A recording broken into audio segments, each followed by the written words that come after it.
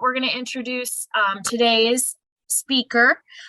So we have Brian Tabor. He has been the president of the Coastal Virginia Wildlife Observatory since 2002, and he's the team leader for Raptor Research. He's an active birder, including doing hawkwatches at Kiptopeke and near Williamsburg for more than 25 years. So take it away, Brian. Let me share the screen, though. Okay.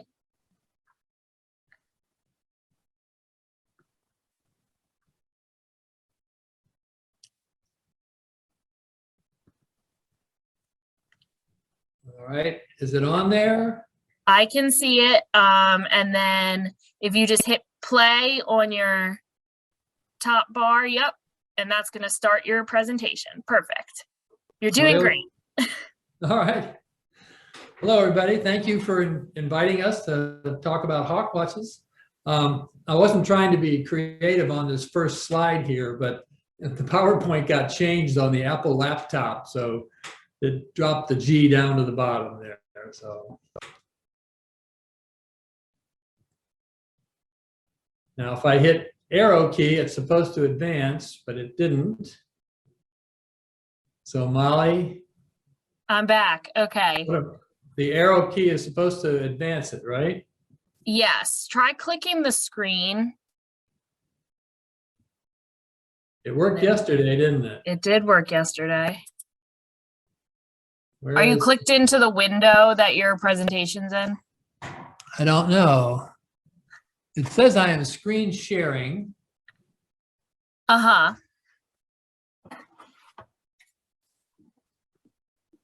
Oh, that worked. Okay. I don't know what you did, but you fixed it. Good job.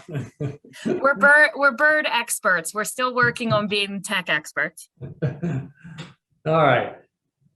And let me mention too that Nancy Barnhart is here too. She's one of our board members, and she's involved with both of the hawkwatches that we do quite extensively. Hi, Nancy.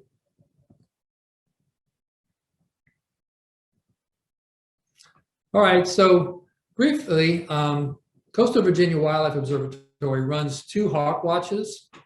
College Creek, which is near Williamsburg, runs in late winter and spring. Began in 1997 with volunteers, and it's still volunteer run.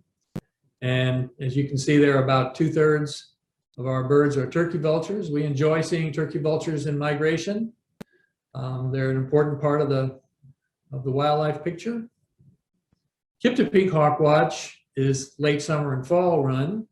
Began in 77, but not by us. And then we established ourselves in 94, and in 95 we started paying professional hawkwatchers to be there during the whole season. So our coverage really increased. That's the tip of the Eastern Shore. Annually, about 18,000 birds, and falcons are a real highlight because they don't see those in the mountain and valley hawkwatches very much. They're pretty much a coastal migrant.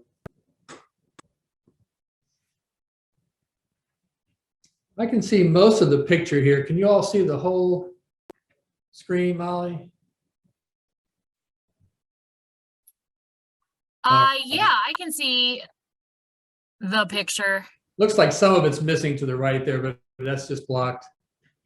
No, I have the whole screen. Okay, all right. All right, this is the College Creek Hawkwatch, and this is on the James River along the Colonial Parkway, and this is the view looking south. If any of you are familiar with Hog Island Wildlife Management Area or the nuclear power plant, that's where we're looking, and that's a water crossing for these birds. We can see to the left, we can see to the right, and we have a huge sky to scan. And this map, which is right there at our parking lot where we sit, shows you on the upper left, there's a little triangle of land. That's Hog Island.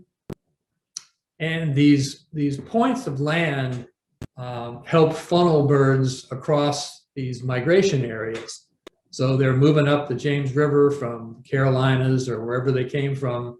And you'll see on the lower part of that sign, that's where we're sitting. So they're coming off that point and going past us. And our protocol is that when they pass our station, we count them.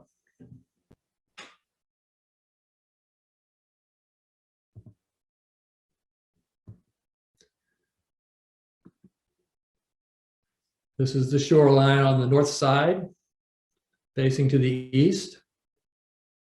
So we have an unobstructed view. The other Hawkwatch is at Kiptopeke State Park, which is on the tip of Virginia's eastern shore, 3 miles up from the toll booth. And the platform was established right after the state park was established in the early 90s. And Department of Environmental Quality and state parks and the Virginia Society of Ornithology all got together to raise money to build it. There were people watching hawks just a little bit to the side of that, but they were in the trees and they were sitting on the ground. And when we knew the state park was coming and we wanted to keep the Hawkwatch going, we decided to build this platform to get up off the ground and have a much bigger view.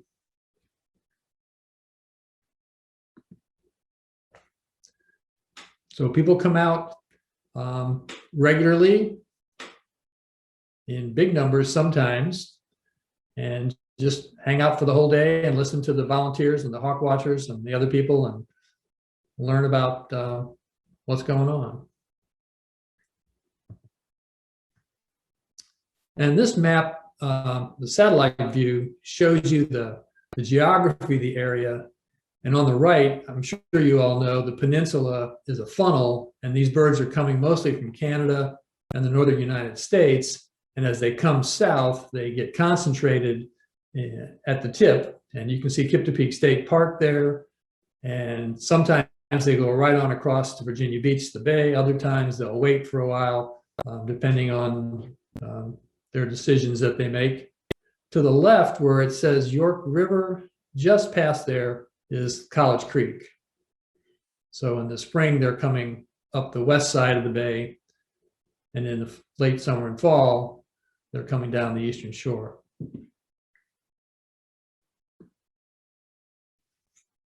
We regularly talk to lots of groups, although with COVID, the school groups and other groups have changed. This picture was actually prior to that. Now we use social distancing and follow the rules of the state park and the state for the groups that are there and the individuals. We've increased our signage with the help of the state park. The sign on the bottom we made last year, which gives some frequently asked answers about the Hawkwatch. The other ones are about raptor identification, which the state park has made up for us. We supply the photos, and their sign shop makes these, and it really helps as we try to educate people about what we're doing.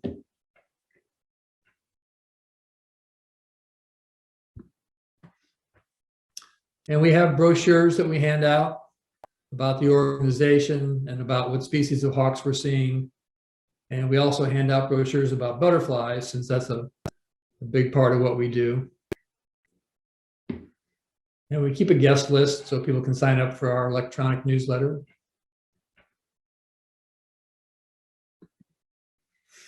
This is one of our educators.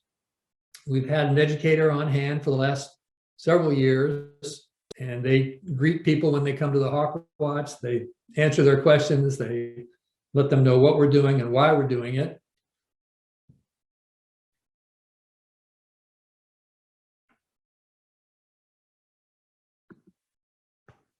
And we keep a tally board in front, which shows the totals from the day before and the season totals for each species.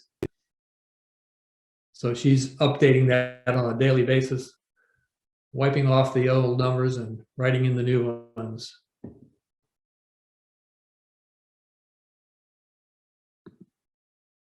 It's a great place for photography, and people come and just wait for the hawks to fly right over, which they often do. They rarely stop, so there's not very many opportunities to see perched birds, but often they're quite low, good for photography.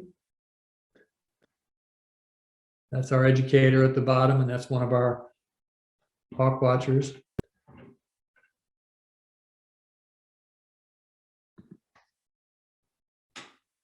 Typical scene. There are birds most every day. The peak period is from about the middle of September to the middle of October, but all the way from the 1st of September to the end of November, there are birds coming by, and unless the weather is really windy or rainy, there's birds coming by. They're on their way from Canada to Caribbean or South America mostly.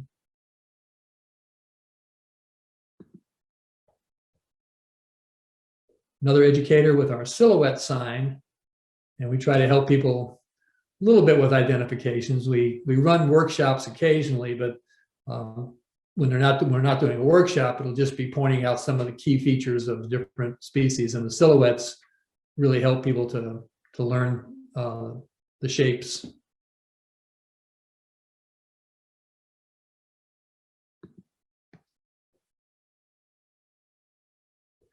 Educator and a hawk watcher.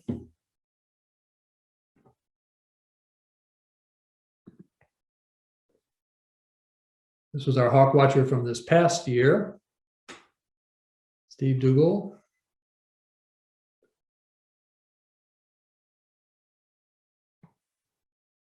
And the banner there for International Hawk Migration Week was given to us by the place where we send our data, which is the Hawk Migration Association of North America.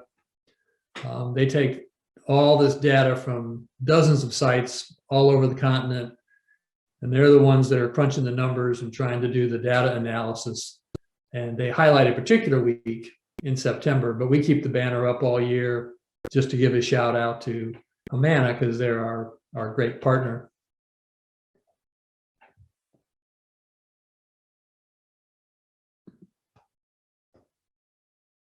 This is one of our models, which I happen to have at home right here. And we've got about, I think it's 11 of these, and we put them out when people are there. When we do our workshops, we do a little more with them, but we often have them just out so that people like this little young man can pick them up and handle them. There's information on the back side that talks about them. It also gives the silhouette view, which is just a black profile for all of them. So that's been great. We got some grants over the years to make these, and they're pretty indestructible and waterproof, and they're just great for education.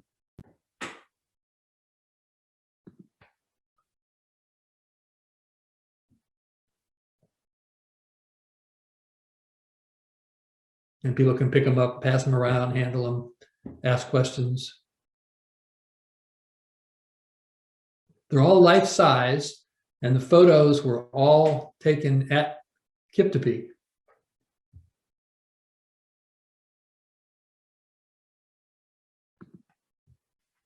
There's Steve giving a presentation. I think that's the Eastern Shore Master Naturalists group from last fall, telling them what he's been seeing.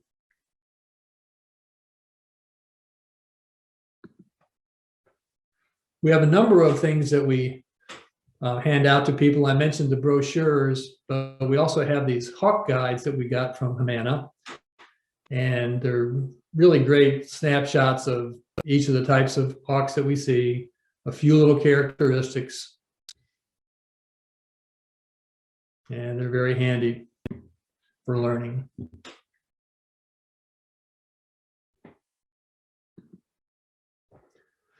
This is a book that's now probably close to 10 years old, but it was put out using all the data that these hawkwatches are accumulating, called The State of North America's Birds of Prey. And I understand that they're in the process of doing the new one, which we'll be glad to have, because it's filled with this kind of information.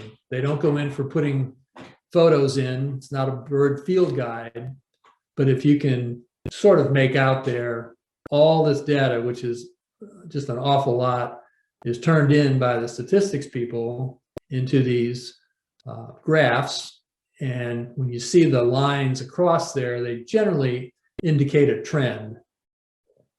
So the population over some number of years goes up and down. That's a natural occurring cycle. But when you see the lines like the upper left one that's slightly on the downside, that indicates a little bit of concern. We can also compare this to maybe sites out in the west and see if they're seeing the same thing, or sites in the east, and try to get some sense of a continent-wide movement. But we're looking for those lines. We hope to be pretty even, parallel, or even going up, which indicates population increases. And when we see them going down, which we are seeing for a number of species, that's a concern. And we try to alert all the people that can work with conservation, legislation, habitat, restoration ideas. So it's very valuable information that we're all contributing to. And some of you probably know these are the basic flyways in North America. Birds tend to follow some kind of a leading line, like there's the Pacific coast, the Atlantic coast. There are mountain ridges, Mississippi Valley. Most birds going back and forth between, like I said, the Caribbean or South America and Canada. And the reason that we do these counts is because it's very hard to get a population figure for raptors. They nest in very remote areas. They don't sing where people can identify them from a distance, and so their population is really hard to figure out. But if you have the same protocols at the same sites year after year with these birds going by, then you can get a sense of how the population is doing. Were they producing young? What kind of numbers? How does that change from year to year? So that's why we do it. As for the birds that we see, this is an American kestrel, looking very like the model here. Pointed wings, kind of a long tail, features on the face. I'm not going to go into too many of the details of all these because, like I said, that's a different approach. That's an entire workshop. But if you go to a Hawkwatch and spend a few days or a few hours, you'll get a pretty good sense of the sizes of these birds, the shapes. But even if you've done it for a long time, like I have, a distant bird or getting a bad angle on a bird is really still difficult to identify. Another falcon is a merlin. This one's eating a dragonfly that it caught. And I think just about all these hawk pictures are by volunteer Steve Thornhill, who's at our platform a whole lot. So we thank him tremendously for all the great graphics that he gives to us. One that everybody loves to see is a larger falcon, which is peregrine, commonly known as the fastest creature on Earth when they do their fast dives against prey. This bird's an adult.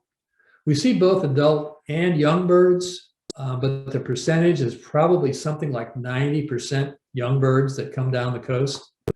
So that gives us a real good feel for population because we can see what the breeding season was like for them. And a lot of the adult birds go farther inland for whatever reason. Everybody's familiar with ospreys. We see a lot of ospreys at the site.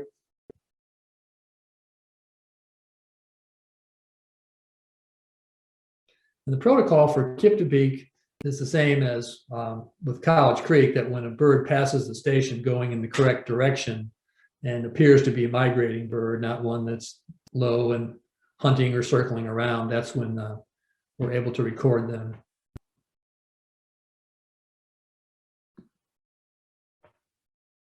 Sharp-shin hawk, squared off tail and a little head, compared to a Cooper's hawk, which mostly has a larger head sticking out and a round end of the tail.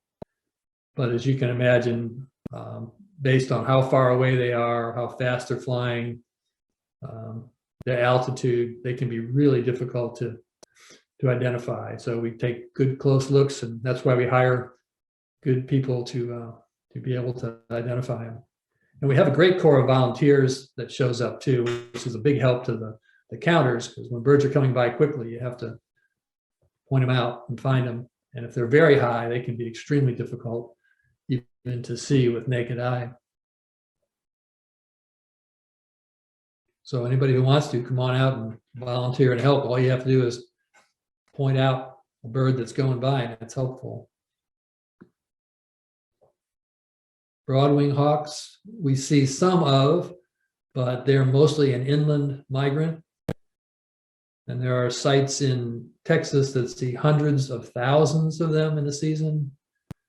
We see probably 1,000, sometimes less than that.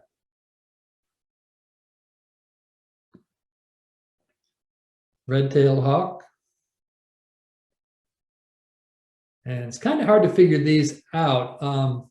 There are red tails that studies have shown that apparently don't migrate. They'll stay in an area, although the vast majority do, but it's hard to tell one from the other apart. So you can't always tell if it's a bird that was nesting there and leaving, or whether it's a bird that came from the far north.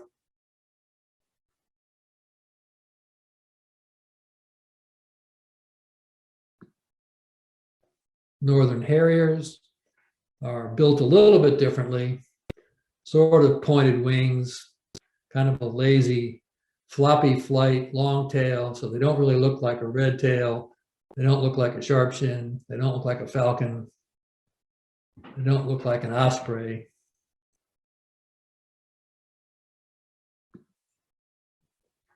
Most of the bald eagles that we see are not adults. And there's at least 3 or 4 years, maybe even 5, for a bald eagle where it goes through a really dark phase to a mottled phase like this one, even white on the back. And our hawkwatchers try to do a good job of trying to figure out if they've seen the same bird over a period of days, so they know they're not recounting the same one. But usually they can see the differences. One of our favorite prizes that comes by is a golden eagle, usually only a few per season, late in the fall. They're much more common in the West.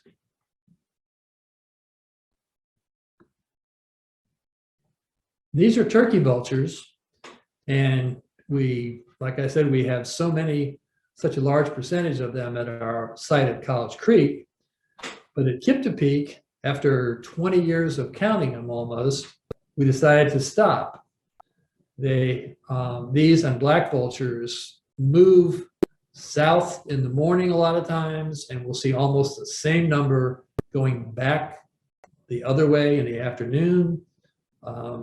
Maybe on a Monday or Tuesday you see a lot, and then you see the same number Thursday or Friday, but not seeing them in between. And it just makes figuring out if they're migrants really, really difficult. So we just stopped counting them. And we'll keep a track of if a big number comes by in a day, just for our own notes, but we don't turn them in to the database. It would just confuse the database and not be very good science, really, because you just can't tell. So that's a problem. A lot of sites do count them up north because they pour out of Canada to come south, and they don't do the back and forth, and there's high confidence that they are migrating and moving along. But the Eastern Shore is just a tricky place for that. And then sometimes you get lucky and see something like a black-chinned hummingbird, because we keep our feeders up all season long. We often get late birds on into November. And we keep a seed feeder out as well. because we're also interested in finches. And you all, a number of you probably watch the Finch Forecast that comes out usually in September and says what the cone crops are doing in Canada and northern United States. And they will make a prediction of whether siskins or goldfinches or purple finches or even crossbills are coming back and forth due to the food availability. So we put these observations in eBird and try to keep track of those movements as well as hawks. The year before last, our hawk watcher started seeing an influx of blue jays at Kiptopeke, and where we often had seen dozens go by before, he saw thousands and had, I think, 3 or 4 days of 9 or 10 or 12,000 blue jays go by. And they weren't going back and forth, they were just streaming south. And by the end of the season, I think it was 70 or 80,000, which is just extraordinary. And I've been going over there for a lot of years and never saw anything like that. But that's all good data. eBird takes it all and it just helps build a picture of what's happening. So there's always something exciting that's going on there. These two guys got a little too close together, a Harrier and a Cooper's hawk. And as you can probably imagine, they're birds of prey and they don't like to be too close together. They're mostly following the songbird flight that also comes south in the fall at Kiptopeke. And of course, it goes north in the springtime too.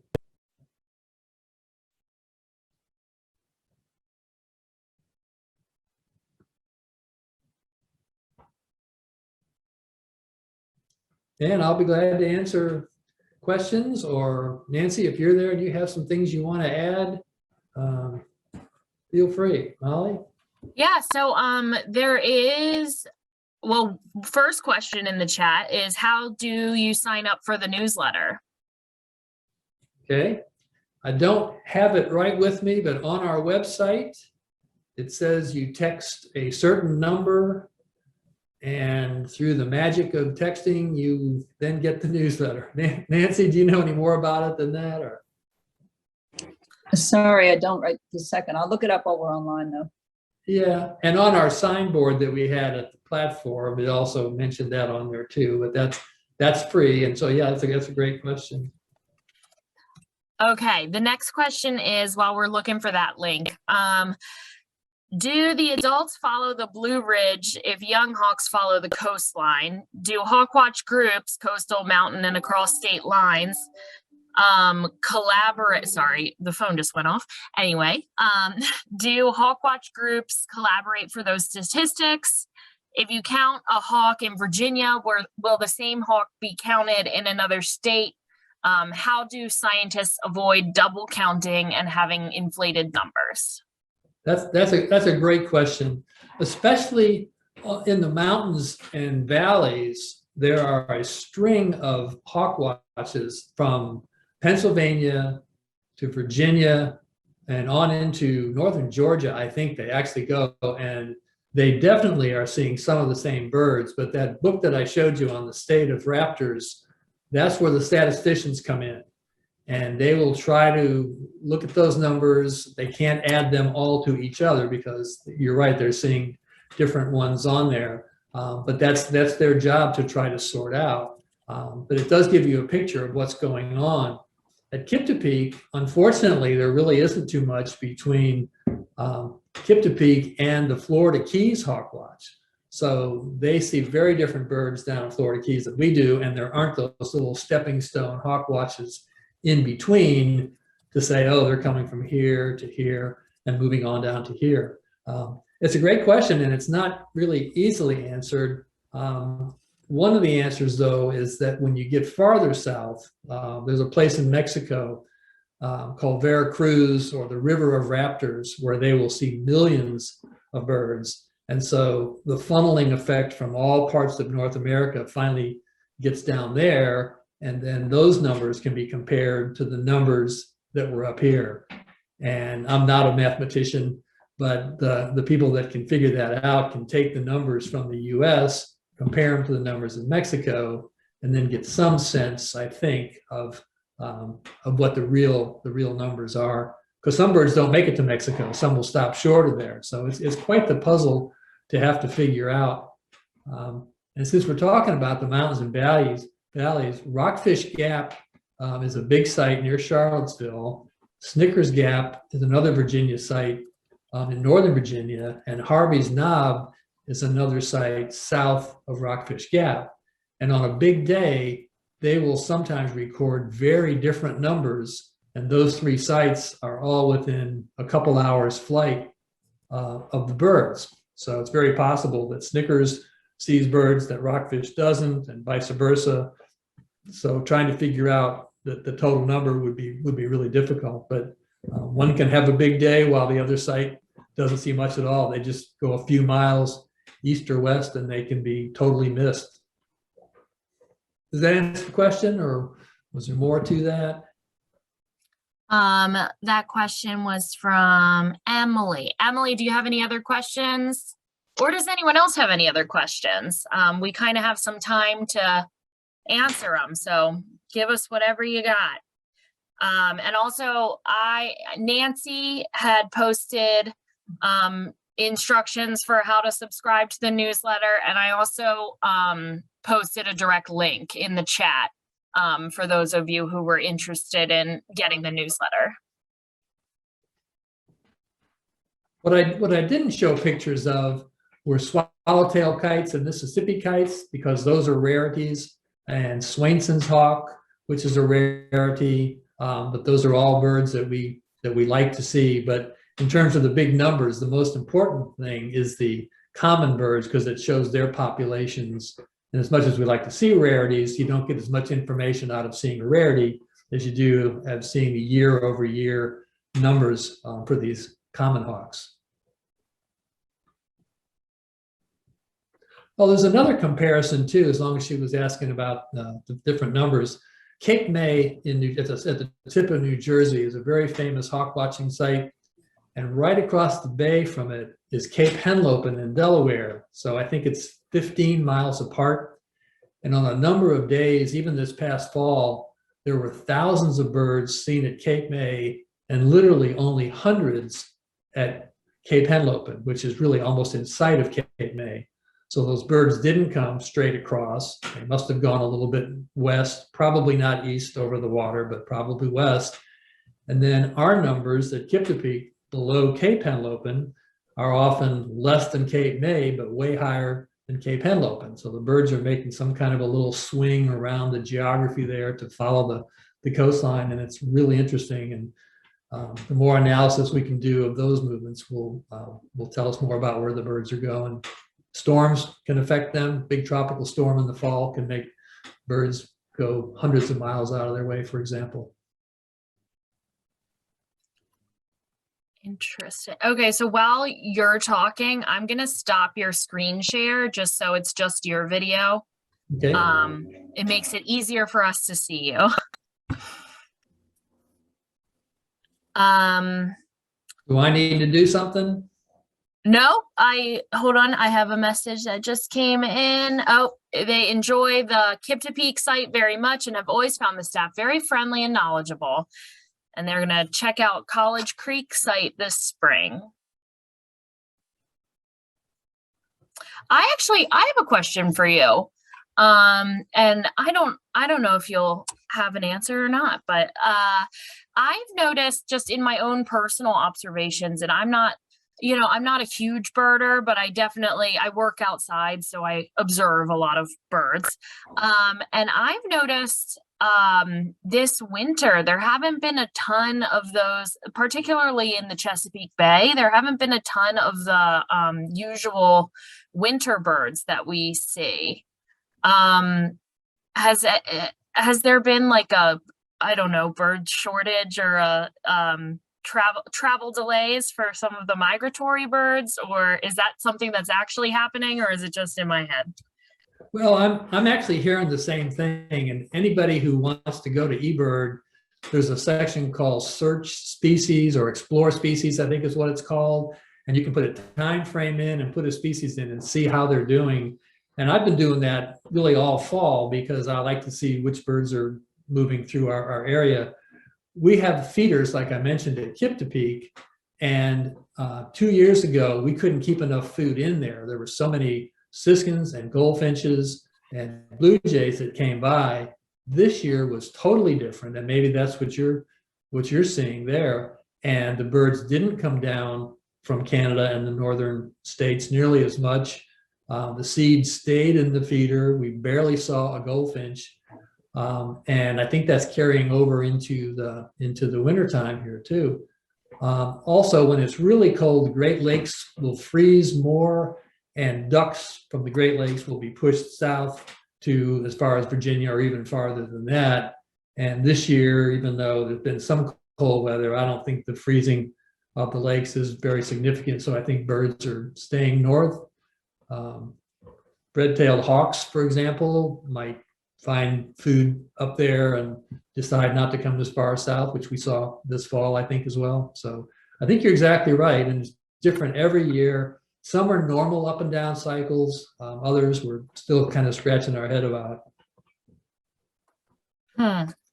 The warm weather, they don't need to go on vacation as much, I guess. I think that's a good explanation. I'd like to mention, let me mention something else about Kiptopeke too. There are sites that see way more birds than we do, but our variety is really good. But over the years that we've been doing this, which is nearly 50, we're about to reach 1 million hawks. And it looks like we're probably going to do that this fall. We need about 17,000 to reach that number. So we'll be advertising that and celebrating that event when it happens over there. Wow, 1 million hawks. That's an impressive number. All right, well, if there's no other questions from anyone, I just want to say thank you so much, Brian. This has been really interesting. And then thank everyone else. Thank you guys for attending our virtual workshop. We hope to see you guys out on some workshops this weekend or at the exhibit hall. And we're, praying for good weather and all that good stuff. So fingers crossed. But yeah, the recording of this session is going to be sent to you in your email. So keep an eye out for that. Give us a couple days because I'm gonna do some trimming and make sure the video is good to go before we send it out. So you don't have to watch me and Brian do a 15-minute tech check at the beginning or anything. But yeah, thank you guys so much. Thank you, Brian. And yeah, we hope to see you guys out birding this winter and fall. Thank you. All right, thank you. I'm gonna go ahead and end the meeting. So everyone will be booted out, just warning you. I don't want to just abruptly do it.